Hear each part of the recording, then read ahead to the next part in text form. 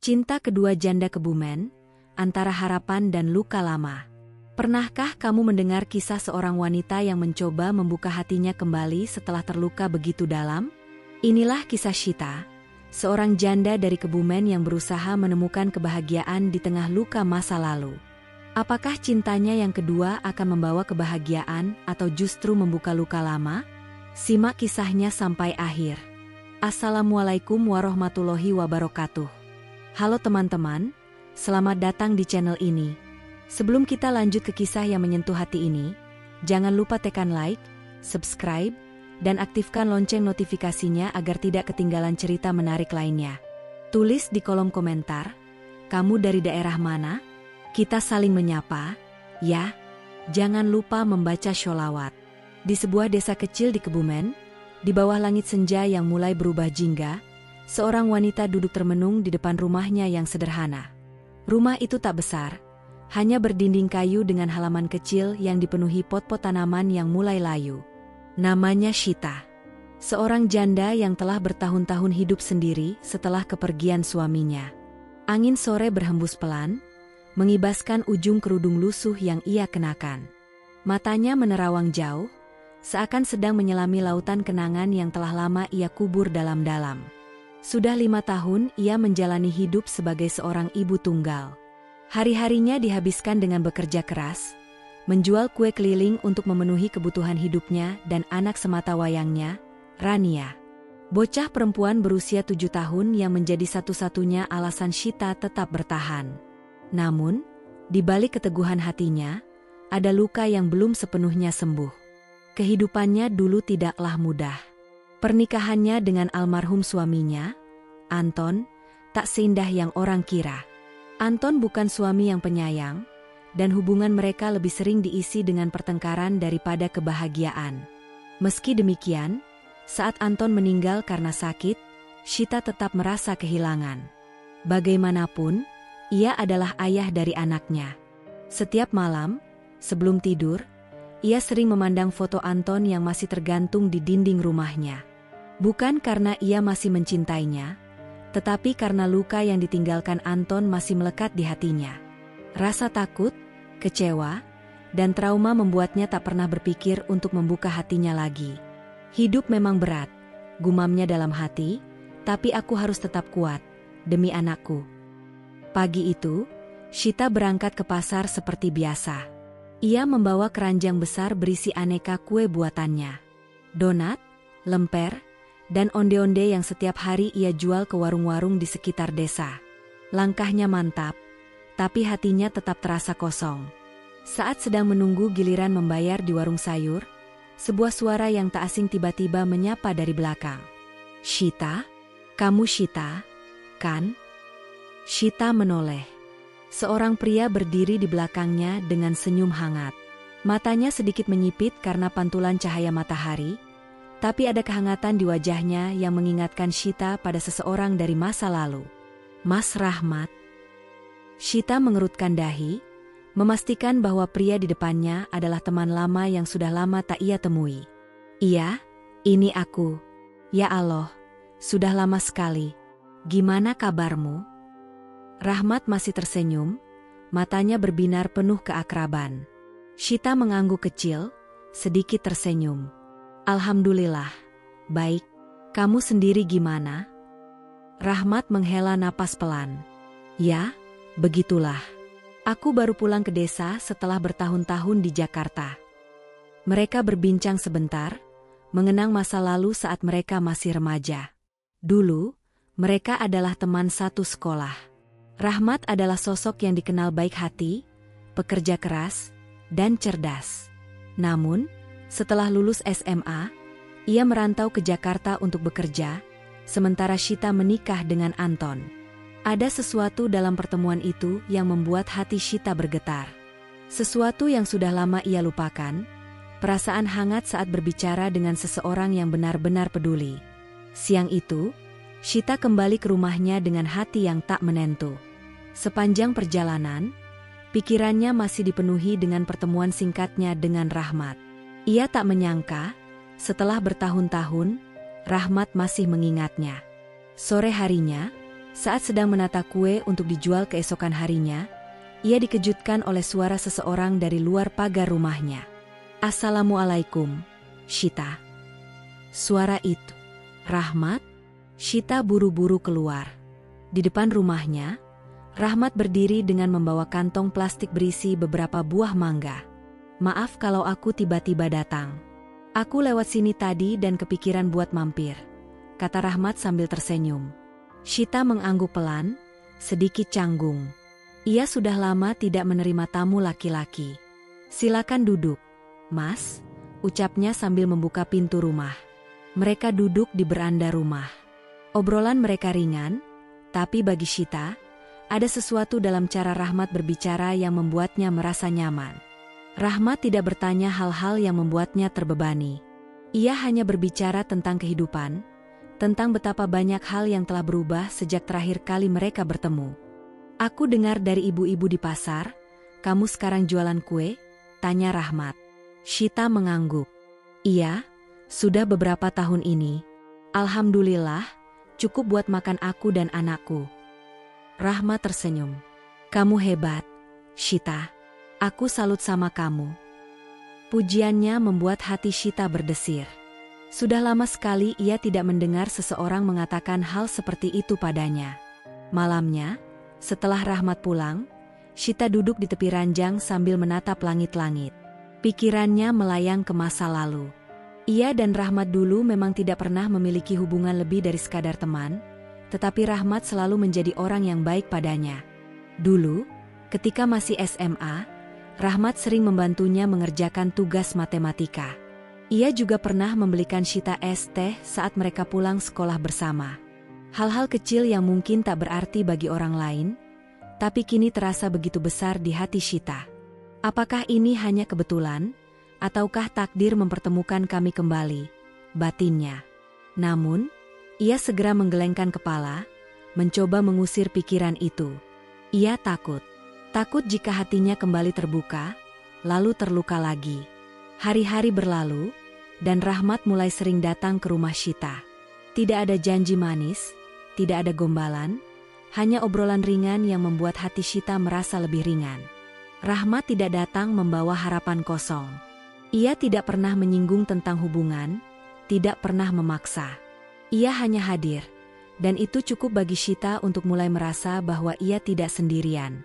Suatu sore, saat mereka sedang duduk di beranda, Rahmat berkata, "Aku cuma ingin jadi teman ngobrolmu, Shita. Aku tahu hidupmu tidak mudah. Aku tidak akan memaksa kamu untuk apapun. Aku hanya ingin ada di dekatmu." Kata-kata itu menusuk hati Shita. Ia menunduk, menahan air mata yang hampir jatuh. "Terima kasih, Mas," ucapnya pelan. Dan untuk pertama kalinya dalam bertahun-tahun, Shita mulai membiarkan seseorang mendekati hatinya lagi. Senja mulai turun ketika Shita duduk di depan rumahnya, memandangi jalan setapak yang mulai sepi. Langit berubah warna, menciptakan gradasi jingga dan ungu yang seolah menggambarkan perasaannya, indah tapi penuh keraguan. Pertemuan dengan Rahmat membuat hatinya bergetar, namun ada sesuatu yang menahannya untuk benar-benar percaya. Di balik setiap senyum yang ia berikan kepada Rahmat, ada ketakutan yang tak bisa ia jelaskan. Shita pernah jatuh cinta, dan cinta itu dulu memberinya luka yang begitu dalam. Pernikahannya dengan Anton memang sudah berakhir dengan kematian, tetapi kepedihan yang ditinggalkan tetap ada. Anton bukan suami yang kasar secara fisik, tetapi ia sering mengabaikan Shita, membuatnya merasa tidak berharga. "Aku takut berharap lagi," bisiknya pelan. Kenangan itu masih melekat dalam pikirannya. Malam-malam panjang yang ia habiskan dalam tangis, menunggu Anton pulang dari bermain kartu dengan teman-temannya. Janji-janji kosong yang tak pernah ditepati. Kekecewaan yang menumpuk hingga akhirnya berubah menjadi luka yang mendalam. Sekarang, Rahmat datang dengan segala ketulusannya. Namun, bagaimana jika akhirnya Rahmat juga pergi?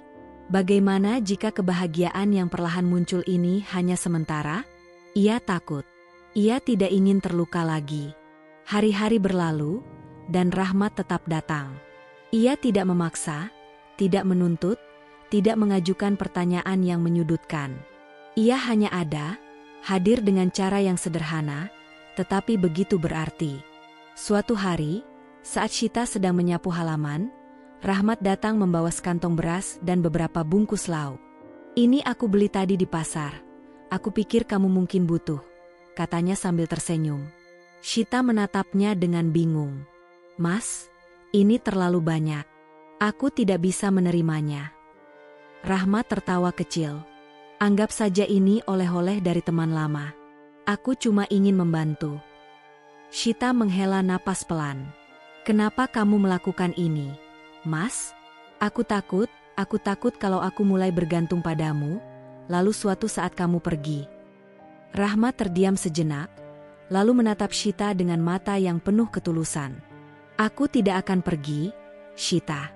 Aku tahu kamu takut, dan aku tidak akan memaksamu. Tapi satu hal yang harus kamu tahu, aku ada di sini bukan untuk melukaimu." Kata-kata itu menusuk hati Syita. Tidak ada janji manis, tidak ada kata-kata yang berlebihan. Hanya sebuah kalimat sederhana, tetapi begitu kuat. Syita menelan ludah. Mungkin, hanya mungkin, ia bisa mulai percaya lagi. Hari itu, setelah Rahmat pulang, Syita duduk di ruang tamunya yang kecil sambil memandangi foto almarhum suaminya yang tergantung di dinding. Dulu, ia selalu berpikir bahwa cinta sejati hanya bisa dirasakan sekali dalam hidup. Jika seseorang kehilangan itu, maka segalanya sudah berakhir. Tetapi sekarang, Rahmat hadir dengan segala ketulusannya. Tidak dengan janji-janji yang membuai, tetapi dengan perhatian yang nyata. Malam itu, saat sedang menyisir rambut Rania sebelum tidur, anak kecil itu menatapnya dengan mata polosnya. "Ibu, Om Rahmat itu orang baik, ya?" tanyanya tiba-tiba.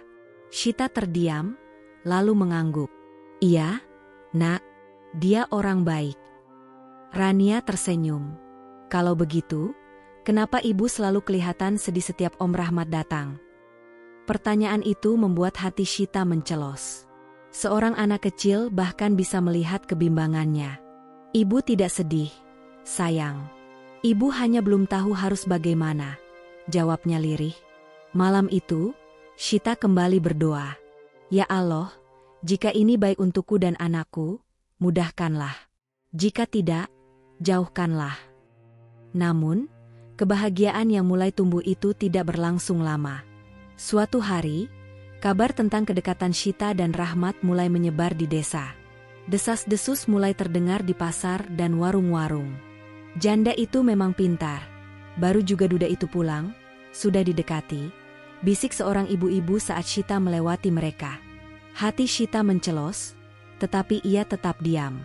Ia sudah terbiasa dengan omongan orang. Namun, yang lebih menyakitkan adalah ketika ia mendengar bahwa keluarga Rahmat juga tidak setuju dengan hubungan mereka. Suatu malam, Rahmat datang dengan wajah muram. Ia duduk di beranda rumah Syita dengan ekspresi yang sulit ditebak. "Syita, keluargaku tidak setuju aku dekat denganmu," ucapnya pelan. Syita menunduk, tangannya meremas ujung kain bajunya. "Aku sudah menduganya. Aku hanya seorang janda miskin, Mas. Wajar kalau keluargamu menolak." Rahmat menghela napas. "Bukan soal itu. Mereka hanya takut aku akan mengulangi masa laluku. Mereka berpikir aku lebih baik mencari wanita yang belum menikah sebelumnya." Syita tersenyum pahit. "Aku mengerti. Aku juga tidak ingin membuat keluargamu kecewa. Mungkin kita memang tidak seharusnya bersama." Rahmat menatapnya dalam. "Kamu mau menyerah begitu saja?" Syita tidak menjawab.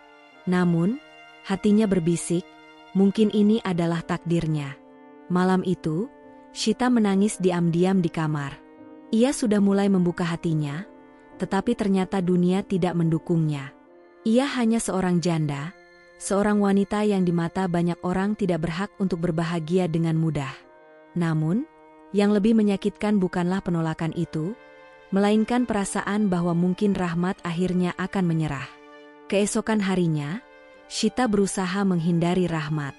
Ia tidak ingin memberikan harapan yang akhirnya akan menyakitinya. Tetapi Rahmat tidak menyerah begitu saja. Saat mereka bertemu di pasar, Rahmat menahan tangannya.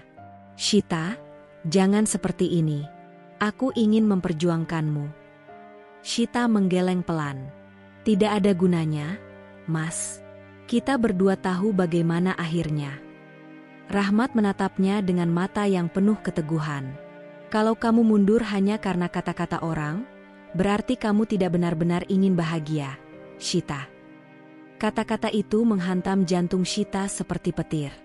Apakah benar ia hanya terlalu takut? Apakah ia hanya bersembunyi di balik rasa takutnya sendiri? Malam itu, ia kembali berdoa. Kali ini, ia tidak hanya meminta petunjuk, tetapi juga keberanian. Ya Allah, jika ini takdirku, kuatkan hatiku untuk memperjuangkannya.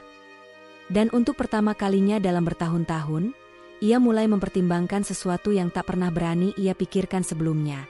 Mungkin, ia pantas untuk bahagia lagi. Malam itu, langit Kebumen tampak lebih gelap dari biasanya. Angin dingin bertiup melalui jendela rumah kecil Shita, membelai wajahnya yang penuh keraguan. Sejak perbincangan terakhirnya dengan Rahmat, pikirannya tak pernah benar-benar tenang. Kata-kata pria itu masih terngiang di telinganya. Kalau kamu mundur hanya karena kata-kata orang, berarti kamu tidak benar-benar ingin bahagia. Apakah benar ia hanya bersembunyi di balik ketakutannya sendiri? Apakah ia terlalu lemah untuk memperjuangkan sesuatu yang mungkin bisa membawa kebahagiaan baginya dan Rania? Ia bangkit dari tempat tidur, berjalan pelan ke ruang tengah, lalu menatap foto almarhum suaminya yang masih tergantung di dinding. Anton memang sudah tiada, tapi bayangan masa lalunya masih begitu kuat. Ya Allah, bisiknya dengan mata berkaca-kaca, aku hanya ingin hidup tenang. Aku hanya ingin anakku bahagia. Tapi kenapa rasanya begitu sulit untuk memilih? Dalam hati, ia sadar bahwa Rahmat berbeda. Ia bukan Anton. Ia bukan seseorang yang akan meninggalkannya dalam kesepian. Tapi bagaimana jika ia salah? Bagaimana jika Rahmat juga akhirnya pergi, seperti Anton yang dulu pergi tanpa pernah benar-benar ada untuknya?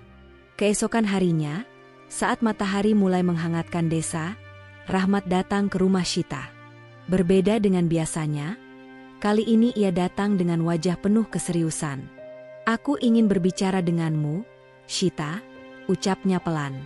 Shita mengangguk, mempersilakannya duduk di beranda. Tangan wanita itu masih gemetar, seakan sudah tahu apa yang akan Rahmat katakan. Aku ingin kita serius, kata Rahmat akhirnya. Aku ingin menikah denganmu. Dada Shita berdegup kencang. Ia menunduk, berusaha meredakan getaran dalam hatinya. Tapi, Mas, keluargamu tidak setuju. Bagaimana jika mereka tetap menolak? Bagaimana jika kita hanya akan menyakiti diri sendiri dengan keputusan ini? Tanyanya dengan suara bergetar. Rahmat tersenyum tipis, lalu menghela napas panjang. Aku sudah bicara dengan ibuku lagi. Aku ingin meyakinkannya bahwa kebahagiaan tidak diukur dari status seseorang di masa lalu, tapi dari bagaimana ia menghadapi masa depan. Aku ingin memperjuangkanmu, Shita. Aku ingin membangun rumah tangga yang tenang bersamamu, tanpa ada rasa takut seperti yang pernah kamu alami dulu. Shita masih diam. Ia ingin percaya, tapi hatinya masih dipenuhi ketakutan. Beri aku waktu, Mas, akhirnya ia berkata. Rahmat menatapnya dalam, lalu mengangguk. Aku akan menunggu, Shita. Seberapa lama pun itu. Hari-hari berlalu, dan Rahmat tetap berusaha. Ia berbicara lagi dengan ibunya, kali ini dengan lebih tenang dan penuh keyakinan. Ibu, aku sudah bukan anak muda lagi. Aku ingin menikah dengan seseorang yang bisa membuatku merasa damai. Shita bukan hanya seorang janda. Dia seorang ibu yang hebat, seorang wanita yang kuat. Aku ingin bersamanya bukan karena kasihan, tapi karena aku mencintainya. Ibunya terdiam cukup lama. Wajah wanita tua itu terlihat penuh pertimbangan. Rahma, ibu hanya ingin yang terbaik untukmu. Ibu takut kalau kamu nanti menyesal, katanya pelan. Rahmat menggenggam tangan ibunya. Bu, kebahagiaan itu bukan soal status seseorang. Aku bahagia bersamanya. Mohon restui kami. Akhirnya, setelah banyak pertimbangan, Ibunya menghela napas panjang dan berkata, "Kalau itu pilihanmu, ibu hanya bisa mendoakan." Rahmat merasa beban berat terangkat dari pundaknya. Ia tersenyum lega. Kini, tinggal satu hal lagi, meyakinkan Shita bahwa ia layak untuk bahagia. Sore itu, Shita duduk di depan rumah, memandangi langit yang mulai berubah warna. Ia mendengar langkah kaki mendekat, dan saat menoleh, ia melihat Rahmat berdiri di sana dengan senyum yang sama seperti pertama kali mereka bertemu kembali. "Masih ragu?" tanya Rahmat dengan nada lembut. Shita menarik napas panjang. Dalam hatinya, ia tahu bahwa keputusannya hari ini akan menentukan bagaimana hidupnya di masa depan. "Aku hanya takut, Mas," ucapnya jujur. Rahmat mendekat, duduk di hadapannya. "Aku tahu. Aku juga takut, Shita. Tapi kalau kita sama-sama takut, kita tidak akan pernah tahu apakah kebahagiaan itu benar-benar ada untuk kita." Air mata Shita menetes. Rahmat benar. Jika ia terus bersembunyi di balik ketakutannya, ia tidak akan pernah tahu apakah ia bisa bahagia lagi. Akhirnya, dengan suara yang nyaris berbisik, ia berkata, "Baiklah, Mas. Aku percaya padamu." Dan dengan kata-kata itu, ia membiarkan dirinya merasakan harapan lagi. Beberapa hari kemudian, Rahmat datang bersama keluarganya. Mereka membawa hantaran sederhana, buah-buahan, kain batik, dan beberapa makanan khas desa. Tidak ada kemewahan, tetapi ada kehangatan yang terasa dalam setiap gerakan mereka. Shita duduk di dalam rumah, jantungnya berdegup kencang. Ia masih merasa seperti bermimpi. Saat Rahmat duduk di hadapannya, ia menatap wanita itu dengan penuh ketulusan. "Shita, maukah kamu menjadi pendampingku?" tanyanya dengan suara bergetar. Ruangan terasa hening. Mata semua orang tertuju pada Shita yang masih menunduk. Dalam hatinya, ia tahu bahwa ini adalah saatnya ia memilih. Apakah ia akan tetap terperangkap dalam bayang-bayang masa lalu, atau melangkah maju dengan seseorang yang mau berjuang untuknya. Air mata menetes di pipinya, tetapi kali ini bukan karena kesedihan, melainkan kelegaan. Dengan suara pelan, tetapi penuh keyakinan, ia menjawab, "Iya, Mas Rahmat, aku mau." Seakan waktu berhenti sejenak. Rahmat tersenyum lega, matanya berkaca-kaca. Di sekeliling mereka, keluarga yang hadir pun tersenyum haru. Dan di hari itu, Shita akhirnya benar-benar membuka hatinya untuk cinta yang baru. Pagi itu, matahari bersinar lembut di langit Kebumen. Di rumah kecil milik Shita, suasana terasa berbeda. Hari ini adalah hari pernikahannya dengan Rahmat. Tidak ada perayaan besar, tidak ada dekorasi mewah seperti pernikahan di kota. Hanya ada tikar yang digelar di ruang tamu, meja kecil berisi hantaran, dan beberapa anggota keluarga serta tetangga yang datang untuk menjadi saksi. Shita duduk di dalam kamar, mengenakan kebaya sederhana berwarna putih gading. Tangannya dingin, hatinya berdebar. Di cermin di depannya, ia melihat bayangan seorang wanita yang tidak pernah ia bayangkan akan menikah lagi. "Apakah aku siap?" tanyanya dalam hati. Pintu kamar diketuk pelan. Suara ibunya terdengar dari balik pintu. "Nak, sudah siap?" Shita mengangguk pelan, meskipun ia tahu ibunya tak bisa melihat. Ia berdiri, menghela napas panjang, lalu membuka pintu. Ibunya tersenyum, matanya berkaca-kaca. "Ibu bahagia melihatmu memulai hidup baru. Jangan takut, Nak. Ini takdir terbaik yang Allah berikan untukmu." Kata-kata itu membuat air mata Shita jatuh. Ia memeluk ibunya erat, seakan ingin menyerap seluruh kekuatan dari wanita yang telah membesarkannya. Di luar, suara penghulu sudah mulai terdengar. Saatnya untuk melangkah menuju hidup baru. Shita duduk di balik tirai tipis, mendengarkan setiap kata yang diucapkan Rahmat di hadapan penghulu. "Saya terima nikahnya Shita binti Harun dengan mas kawin tersebut. Tunai." Suara Rahmat tegas, tidak ragu. Hening sejenak. Lalu, suara penghulu berkata, "Sah? Sah?" jawab para saksi serempak. Saat itu, air mata Shita mengalir tanpa bisa ia tahan. "Sah." Ia kini istri Rahmat. Hatinya masih sulit mempercayai bahwa semua ini nyata. Dulu, ia berpikir bahwa cinta kedua tidak akan pernah ia alami, bahwa ia akan selamanya hidup sendiri. Tapi kini, ada seseorang yang bersedia menggenggam tangannya, menuntunnya menuju masa depan yang lebih baik. Rahmat mendekatinya setelah prosesi selesai. Dengan mata penuh ketulusan, ia berbisik, "Terima kasih sudah percaya padaku, Shita." Shita tersenyum. Untuk pertama kalinya, ia benar-benar merasa tenang. Hari-hari setelah pernikahan berjalan dengan penuh kehangatan. Rahmat bukan hanya menjadi suami, tetapi juga ayah bagi Rania. Anak kecil itu awalnya sedikit canggung, tetapi lama-kelamaan, ia mulai terbiasa dengan kehadiran Rahmat di rumah. Suatu sore, saat mereka bertiga duduk di halaman rumah, Rania tiba-tiba berkata, "Om Rahmat, aku boleh panggil ayah?" Rahmat terdiam sesaat, lalu tersenyum lebar. "Tentu saja, Nak. Aku akan jadi ayah yang baik untukmu." Shita yang duduk di sebelahnya tak mampu menahan air matanya. Ia menggenggam tangan Rahmat erat. "Terima kasih, Mas. Untuk semuanya," ucapnya pelan. Rahmat membalas genggamannya. "Kita saling melengkapi, Shita. Aku berjanji, kamu tidak akan pernah merasa sendiri lagi." Dan di saat itu, Shita sadar bahwa kebahagiaan tidak selalu datang dari awal yang sempurna. Kadang, kebahagiaan datang dari keberanian untuk percaya lagi. Kehidupan baru mereka tidak selalu berjalan mulus. Ada tantangan, ada kesulitan, tetapi Rahmat dan Shita menghadapi semuanya bersama. Suatu hari, seorang tetangga bertanya pada Shita, "Apa kamu tidak takut menikah lagi setelah apa yang kamu alami dulu?" Shita tersenyum. "Tentu aku takut. Tapi aku lebih takut hidup dalam ketakutan selamanya. Aku memilih untuk percaya." Tetangga itu terdiam sejenak, lalu mengangguk pelan. "Kamu benar. Tidak semua orang punya keberanian seperti itu."